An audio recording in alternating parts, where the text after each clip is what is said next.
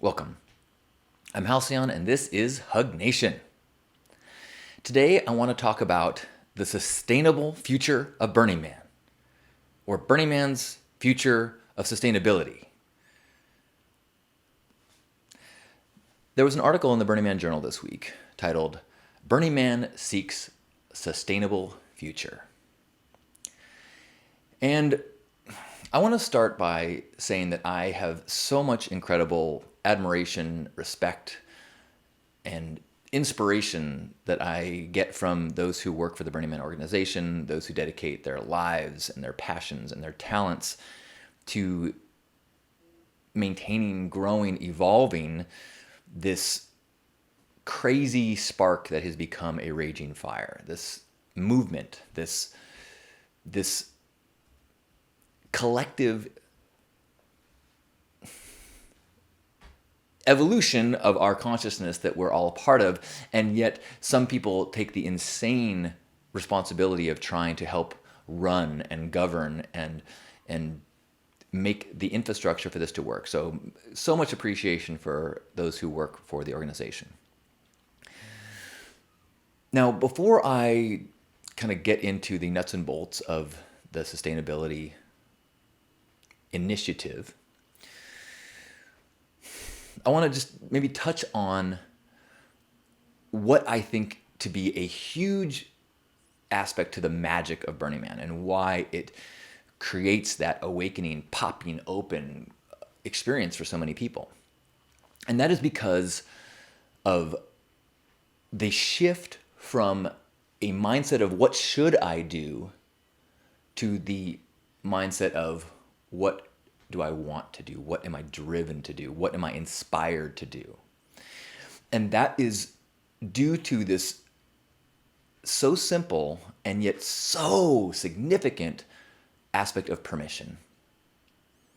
Default world, so much of our life is being taught overtly or subversively or from people that we love, from people in media.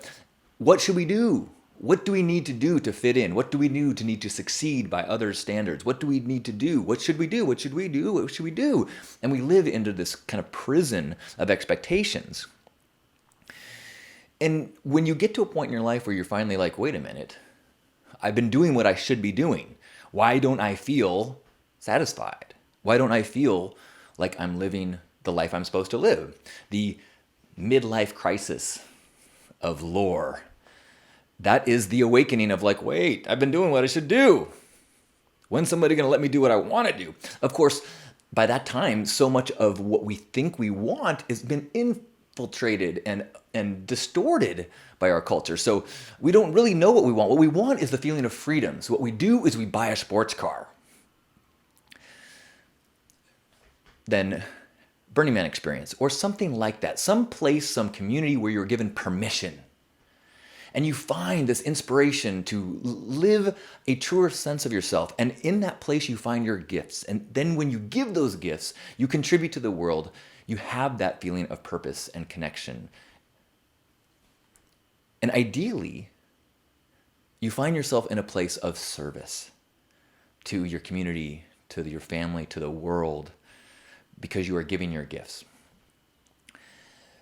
You may be doing almost anything, but the shift in your consciousness and your motivation from doing what you should be doing to be giving permission to what you are drawn to and inspired to do, it makes the hugest difference.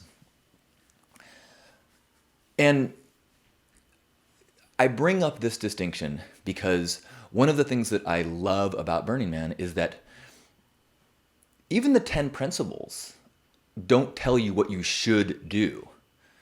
They put out a framework of expectations, of descriptions of what makes our culture function properly or ideally. And there's this vagueness about it that within the 10 principles is a whole lot of permission. And you get permission to do whatever you want as long as you don't affect others or the environment in ways that negatively affect 10 principles. And this comes up periodically when our community feels like we need to be more activist. We have learned how to throw this week event or the regional events. Now we need to take all that energy and we need to use it for activism, for changing the world for the better. And this is a beautiful concept. I love this idea. However, it's dangerous. Because activism generally has aspects of should. And when you have the magic of Burning Man permission and it gets tainted by should, you are no longer in a place of full open pipeline to your creative expression. When you know you can do anything, you can expose and create and burn things and make bad art and sing poorly and whatever it is, and when you are allowed to do whatever, you are given permission to do whatever, it is only within that fully open pipeline that the divinity comes through. And when you start putting shoulds on it, you are now crimping the pipeline. You are now making intellectual prerequisites to what's an acceptable type of inspiration. Now, I believe that when you are fully open, the inspiration that will come will be in the realm of service, in the realm of positive affecting change. But if you intentionally try to create positive stuff, then you are now coming from a cerebral place instead of a spiritual, heart-centered, purpose-driven place. And that's why activism within the Burning Man organization is so dangerous. And there has been, I think, a firm line in the past, which is why you have activism initiatives connected to Burning Man, like Burners Without Borders, like BlackRock Solar. You've got camps like the Alternative Energy Zone, tons of camps and projects that are activist in their nature. But the event itself and the community itself has steered clear of activism, I hope and believe, because it wants to protect the sanctity of pure expression. So for this reason, I get a little or a lot concerned when we start feeling like now Burning Man has to step up to their responsibility of activism, even if the activism is save the planet. It's not because the aims or the objective is anything wrong with it, or even that it's not universally desired. It's that I don't think we get to that place with the same passion if we attach too much shoulds around it. What seems to work for our community, what definitely works for me, is to be inspired to make a change, to be inspired towards certain actions or beliefs. And that rarely happens with a should. This is a dangerous aspect of any type of growth within a community or an organization, is when you have to start putting enough rules on it so that you make sure that everyone is acting in a certain way. And when you're acting within a rule set, it's a vastly different experience than being motivated by a passion. So am I saying we should say screw the environment and keep burning things away? No, I'm saying we should keep burning things away and find ways to inspire one another. I think that if the organization wants to establish the ways that they are going to role model this eco-conscious sustainability, I love that idea. Point the way of how we get solar power to generate what we need for our camps. And I think there's a lot of that within the directive and what's written. There's an article in the Burning Man Journal and there's an article on Medium talking about the 3 directives where they're headed and some of the ways that they're going to go about it, some of their future goals. The 3 goals, or the 3 directives are: 1, no matter out of place, handle waste ecologically; 2, be regenerative, create a net positive ecological and environmental impact. And 3, be carbon negative, remove more carbon from the environment than we put into it. And perhaps what I'm saying is exactly what the intention is, but my reaction as I read these things was that I was being included in the we of the Burning Man community without being inspired to do so. And I don't think I'm the only burner that kind of stiffens when there's an assumption that I'm going to go along with something because you said I should.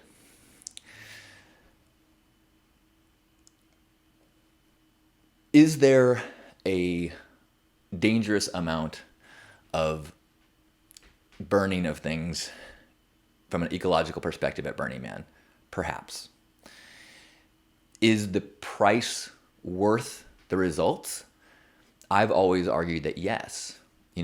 We cannot find the solutions to our current problems with our current way of thinking.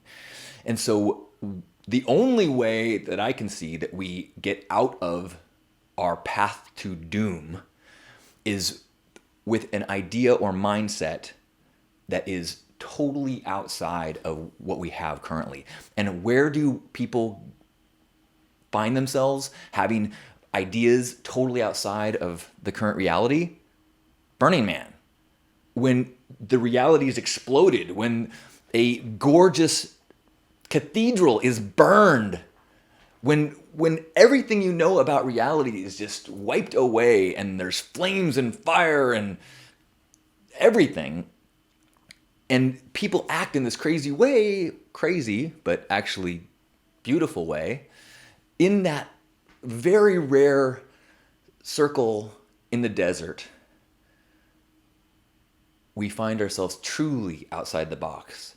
And I think the possibility of an answer coming from that place is far greater than a linear steps of what we should do to be better. I think that we can be better, and we should inspire one another to be better. Burning Man does evolve in all sorts of different ways, and if we as a community choose, because we have permission to do whatever we want, choose to push in the direction of more sustainability, I think that's what we should do. In the same way that I love that more and more camps are pushing more radical inclusion. More and more mutant vehicles now have ramps so that more and more people can, get into the cars. And also, and there's even camps that have trying to fill the gap of how do we make ramps, and but there isn't a directive from Burning Man saying we are going to be more inclusive. Because again, that action from inspiration is different from action from obligation.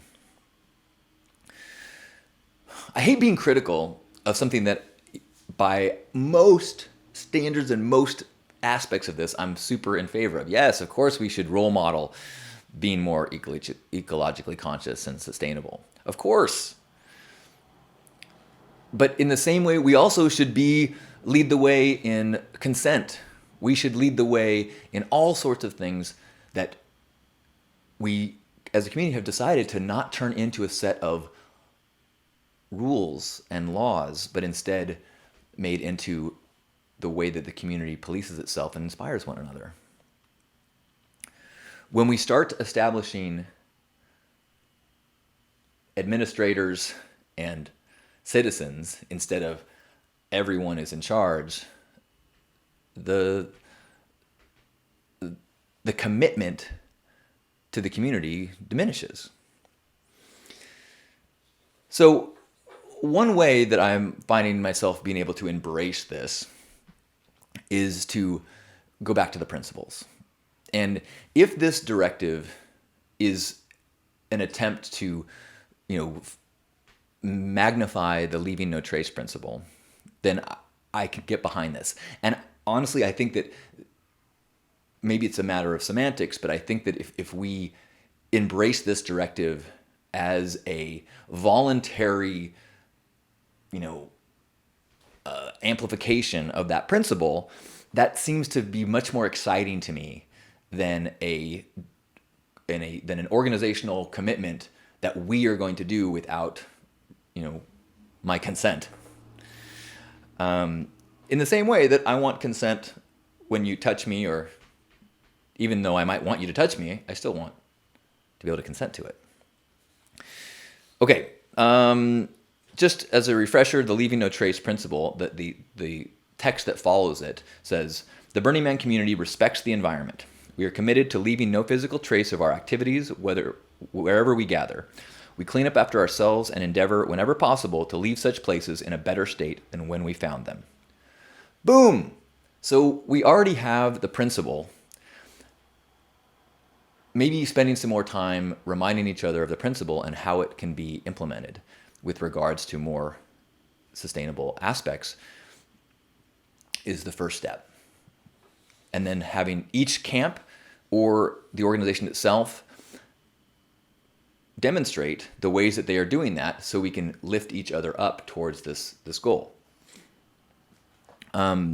This article that was in Medium from the organization had a bunch of interesting things in it. One saying, by the end of the next decade, we aim for it to be better for the ecology of Earth for Burning Man to exist than to not exist. I like that. I like that a lot.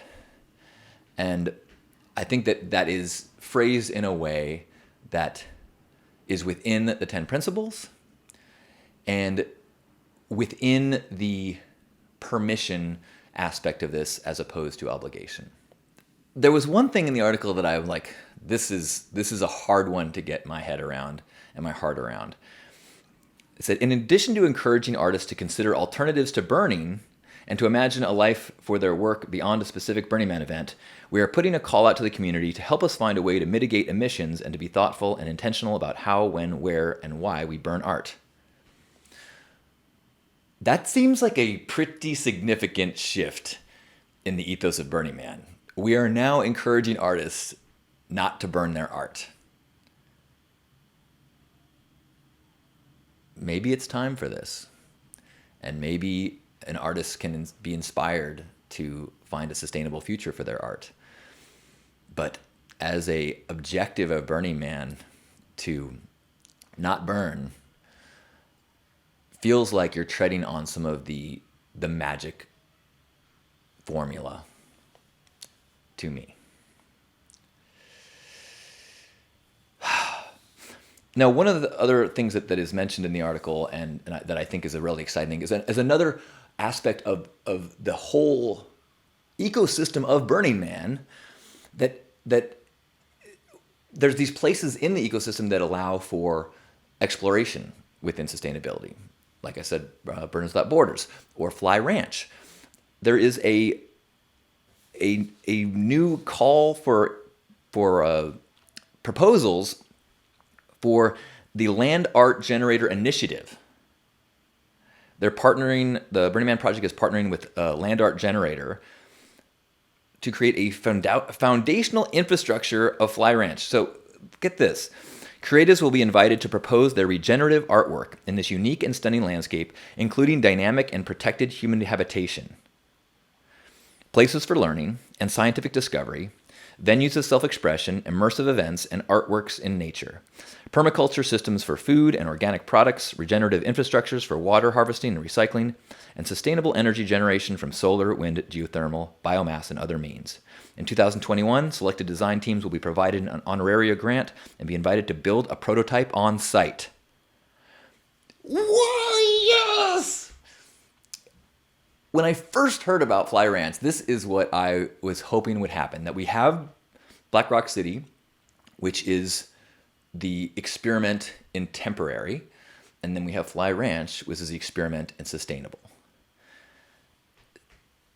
I get the desire to start looking at the consequences of the temporary Black Rock City, but for me, I like these things split, and I like the purity of freedom of expression with no asterisks, with no shoulds, and trusting the participants to be called to and inspired to express themselves in ways that leads to a better planet, a better future. Am I wrong? Do you think I'm crazy? Have your own opinions about this? I would love to hear. Let me know in the comments or send me a note and share your thoughts on the sustainable future of Burning Man.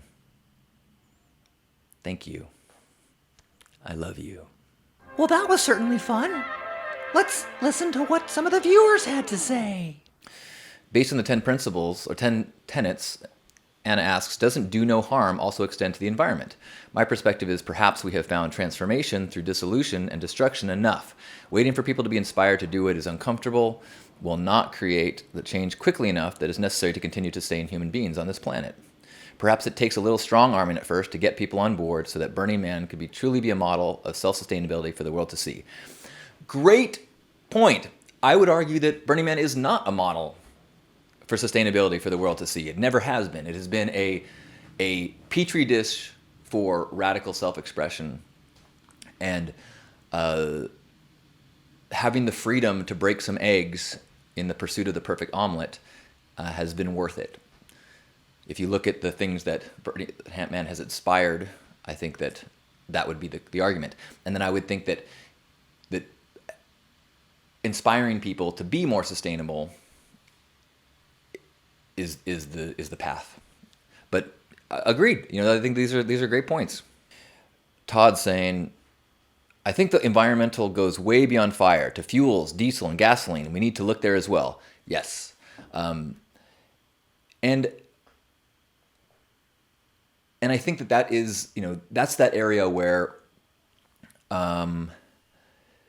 it would be awesome if we had kind of role models and such, examples. I years ago, I talking to someone who had this huge solar rig thing that they were trying to rent out during the burn.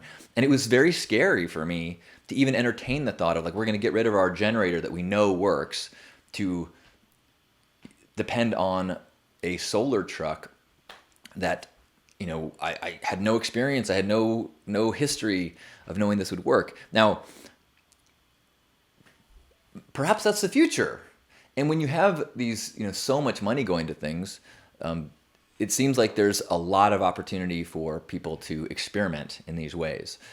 At this point, with the budget and the resources that Pinkheart has, we don't have the resources to take too many risks. As I say that out loud, of course we have the ability to take risks. It's just tough to potentially spend so much energy and then, let down or not deliver what you'd hope to. Now, is this solar powered camp the way of the future?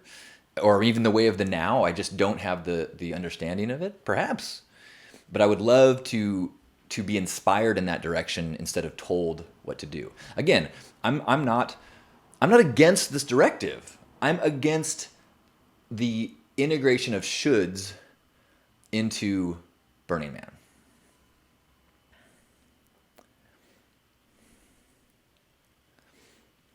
Alex saying, I've always said there's nothing green about BRC. Totally. I've gotten in tons of arguments, or not arguments, but discussions when people say, you're supposed to be this whole future thinking eco role model community, and yet you have all this burn. I'm like, whoa. That has never been the directive of Burning Man. That being said, I completely understand that we want to get on board with that. I would love for us to find a way to get on board with that with the same way that Burning Man became what it is, by creating a framework and trusting that people's love and inspiration and community takes it to places that you can never get to by following shoulds and rules. Does that make sense? I'm not saying we shouldn't get there. I'm saying we should get there on the fuel of inspiration, not from the desire to not get in trouble or to follow the rules or do what we should do. There's already Burning Man has gotten to a place where it is so established that it is way less of a Wild West freedom that it used to be. It becomes difficult to actually find your free path. You can go buy Burning Man clothes off Etsy or and and that seems to miss the whole point. You are not thinking outside the box. You're still trying to fit in and doing what you should do and wearing what you should wear. You got to get to this no rules outside the box to get to that cracking place.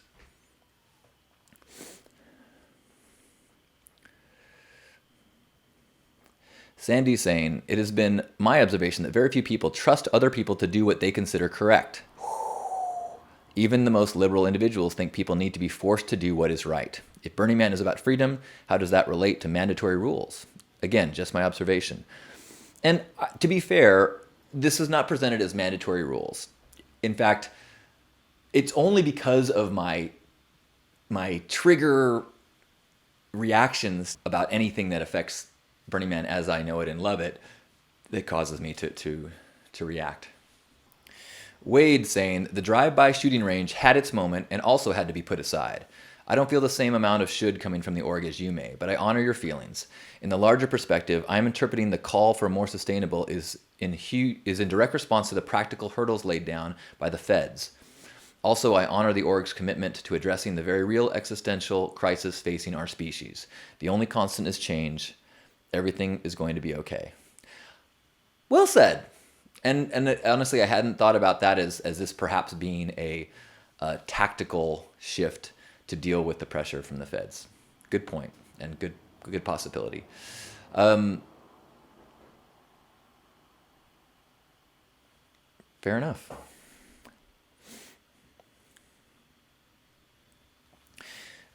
Bridget saying, just for perspective, disabled people have to beg for plastic straws in certain states in an attempt for sustainability. Is it fair? No. Is it useful? Possibly. I think we can all agree that if we just get rid of plastic straws, we've won the battle, right? So maybe we just agree no plastic straws at Burning Man, and then we can just call that a win.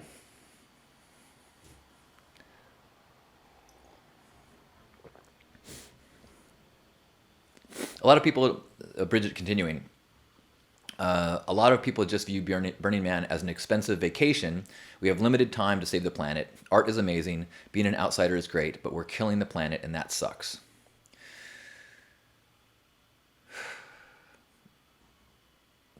As I said, I get that, and I don't feel like I've ever been inspired to a massive change in my life out of shoulds or fears. I have been driven to wanting to change my life and change the world from being lit up and inspired. And again, getting to the same place from different places. From different paths or different mindsets. It's kind of like if you've ever been in a relationship and you're arguing and one partner's like, well, what do you want me to do? Like, well, I want you to be more attentive to my needs. And they're like, well, what do you want me to do? And like, well, I don't want to tell you what to do. If I tell you what to do, it feels differently than you doing it because you want to do it. If I tell you, I want you to throw me against the wall and have your way with me, that's different than you throwing me against the wall and having your way with me because you're inspired by my beauty and desirability. Does that make any sense?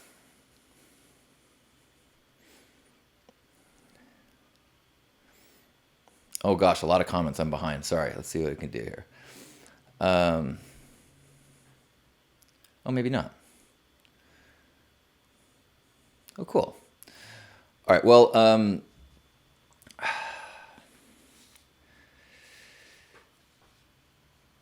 And there's a part of maybe I am holding on to a Burning Man that no longer exists. And as more and more people find their way to Burning Man into this well-established system, there is a lot more of the what should I do to fit in? What should I do to gift properly? What should I do to dress properly? What should I do to fulfill my obligations to my camp? And I think there is a bigger sense of it's you're doing it wrong or you could do it wrong than there once was. I and this is a difficult thing for me to actually acknowledge. I see it in many places at the burn where we have this established thing and there's a desire to protect it. There's a desire to make it safer. There's a need to make it safer. We now have so much more eyes on us and pressure that the feds, for example.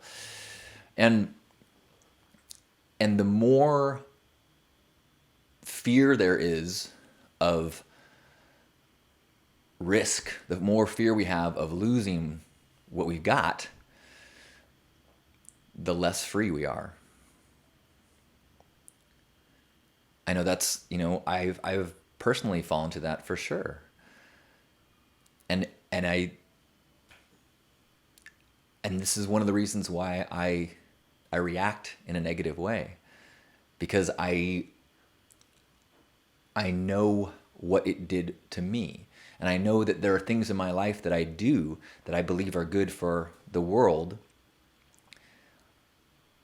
that come from this massive place of joy. And the more that I feel that it's an obligation, the more that I feel like I should do it, the less joy I get from doing it. I don't want to... I don't want to recycle because I should. I want to recycle because my neighbors might be watching and would judge me if I didn't recycle. I don't want to refuse a plastic straw because I think I should do it. I want to be joyfully doing what I can to make the planet a better place for the future.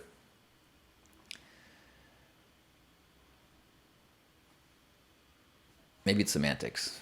Maybe I'm caught in an old pattern. I don't know. Kent saying, how do you feel about moving the site to Fly Ranch? Private property, less interference. That's never going to happen. Or not again. Burning Man did exist on Fly Ranch in like 96, something like that. And a bunch of reasons why that's not going to happen. One, Fly Ranch is very fragile ecologically because of the pools and the marshlands and the animals. So Fly Ranch is being explored as an experiment in sustainability. Check out the new Fly Ranch, what did I call it? The Fly Ranch Land Art Generator Initiative. And also, there's some really fascinating stories about the history of Burning Man and things that happened when they did throw it on Fly Ranch, that being on private land does not make you immune to regulation. You just have local things as opposed to federal things. And there was a massive amount of hoops that had to be jumped through, and a near financial collapse that happened that year because of all the ways that the local governance kind of squeezed them. My understanding of it, of course. I'm no historian, and I can barely remember what I did yesterday. All that being said, I will be at Burning Man this year at Pink Heart, 8:30 Esplanade. We will be having chilled cucumber water all day, every day, and Tuesday, Wednesday, Thursday in the afternoon, we will have vegan coconut milk ice cream with some gluten-free cones, if that is your sustainability, radically inclusive needs.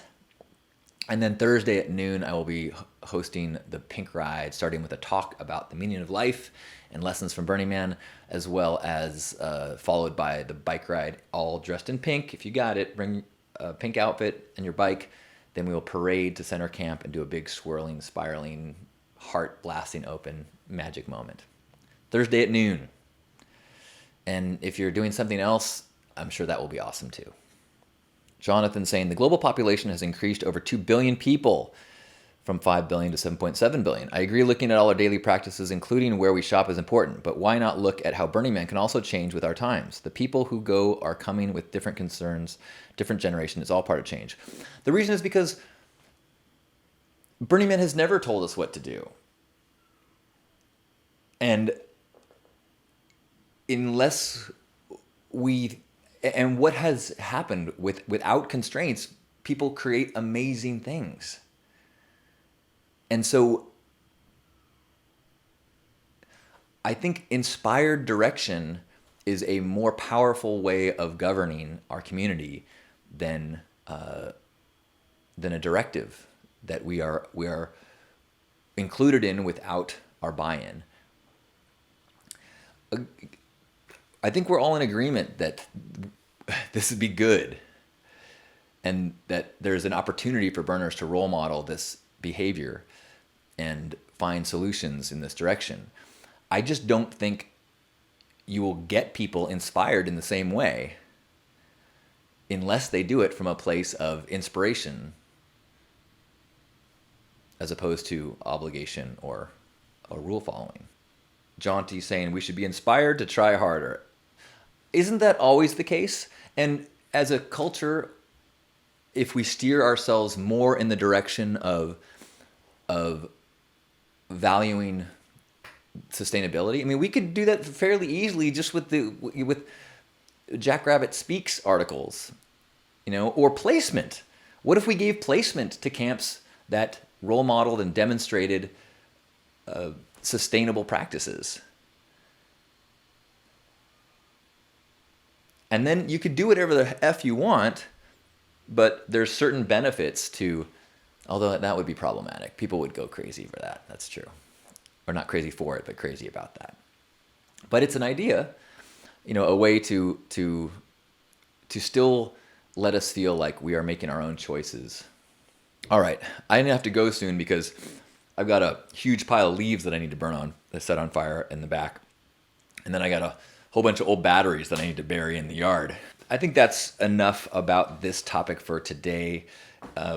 Again, we are on the same page in terms of the need and desire for sustainability in the future of Burning Man, in terms of our day-to-day lives, in terms of our corporate incentives.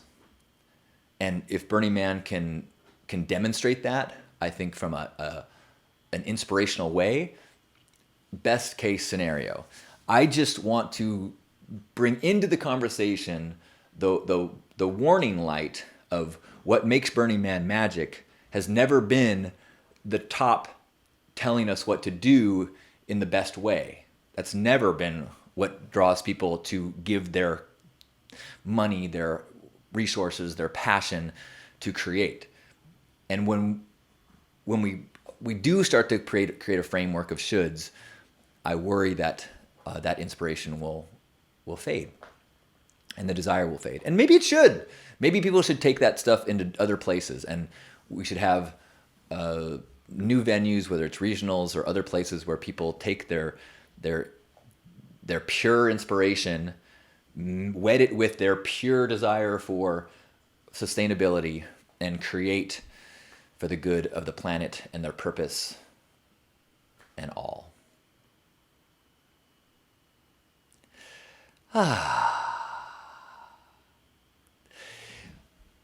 think we're going to keep talking about this because from what I can tell, we are not going to solve this issue before the 2020 burn. If we do, however, bonfires on me. Oh wait, no. Solar-based LED celebration, maybe? Thank you for being you and having this conversation and this dialogue. Again, welcome to hear more thoughts about the need for evolution of our culture and how to go about it in terms of motivating from shoulds or directives or collective decisions.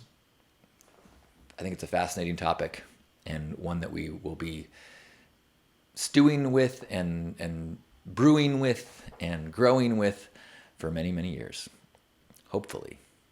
Or at least until the surface of the earth becomes uninhabitable. Thank you. I love you. If you enjoy these transmissions, do me a huge favor and share them. Give them a thumbs up, give them a like. Let people know that this is worth listening to. It would make a big difference in my life. Or join my email list and get to know all the new things that happen, including when my next round of coaching will start at list.hugnation.com. Actually, just search Hug Nation. You can find my YouTube channel, find my iTunes, all the good stuff. I love you.